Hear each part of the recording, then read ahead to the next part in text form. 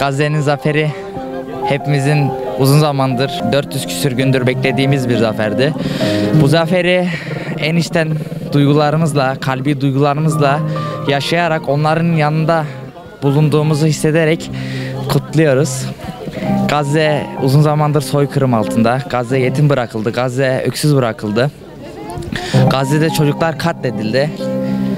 50 küsür İslam lideri hiçbir sesini çıkartmadı.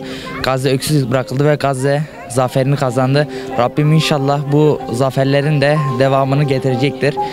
İnşallah Gazze özelinde tüm mazlum coğrafyalarda bu zaferlerin devamını duymak dualarıyla. Kesinlikle rehavete kapılmamamız gerekiyor. Ben Gazze'den önce de çok fazla boykot yapan tanıdıklarım vardı. Bunun gibi biz tamam bir anlaşma oldu, ateşkes oldu ama bundan sonra da kesinlikle ilelebet bu Siyonistlere, bu Yahudilere kesinlikle zerre miktarı destek vermememiz gerekiyor. Boykota kesinlikle rehavete kapılmamamız, kinimizi diri tutmamız gerekiyor.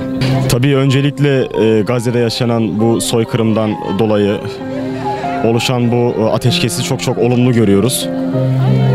Gönül ister ki İslam coğrafyasında birlikte hep beraber daha güzel bir sonuçlar elde edilsin.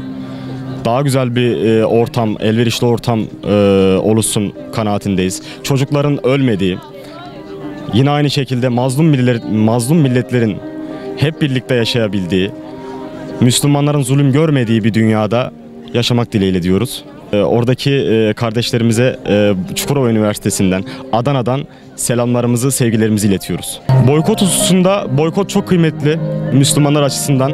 Fakat bizim boykottan önce yapmamız gereken en önemli hususlardan birisi çok çalışmamız, çok inanmamız. Çünkü tanıyan çok seven aynı şekilde en çok çalışandır. Çünkü bugün Avrupa Müslümanlar üzerinde bir boykot uygulasa hiçbir şekilde uygulayacağı bir ürün yok. Dolayısıyla bizim gerçekten bu konuda çok çalışmamız gerekiyor.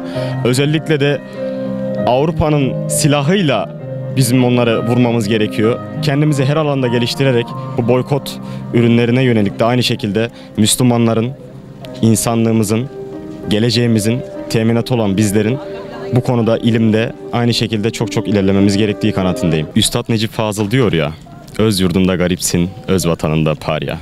Ben burada bir şey söylemek istiyorum. Üstadın bu anlamlı dizelerindeki garip ya da parya kelimeleri değil, öz yurt ve öz vatan kelimelerini öne çıkarmamız gerekiyor. Gazze bizim öz yurdumuz, Filistin bizim öz vatanımızdır. Biz hep birlikte güçlüyüz. Biz Müslümanların aynı şekilde çok güçlü olması gerekiyor. Biz hep birlikte Müslümanlar olarak insanlık adına hep birlikte biriz, birlikteyiz, beraberiz, kardeşiz. Öncelikle uzun süredir devam eden bu savaşa hep karşı olduk. Bir insan olarak, bir Müslüman olarak hep karşı geldik. Çünkü çocukların öldüğü, insanların öldüğü bir dünyaya, bir topluma her zaman karşıyız. Çocuğun öldüğü bir dünyayı kimse istemez. Çünkü çocuk bir toplumun temel geleceğidir. Çocuğun olmadığı dünya hiçbir şekilde olmaz. Birleşmiş Milletler'in 6. maddesinde de zaten çocuklara yönelik birçok şey var. Çocuğun öldüğü dünyayı kimse kabul edemez. Çocuk bu toplumun geleceğidir yani.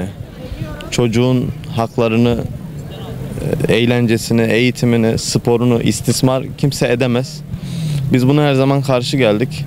Karşı gelmeye devam edeceğiz. Yani boykotlarımızla buna dikkat etmeye çalışıyoruz ve dikkat etmek istiyoruz.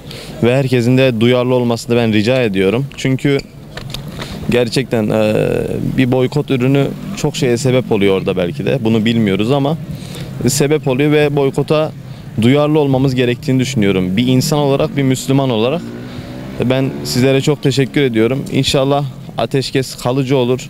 İnşallah onlar da bu ateşkese biz gibi gerçekten anlayışlı olurlar. Teşekkür ediyorum.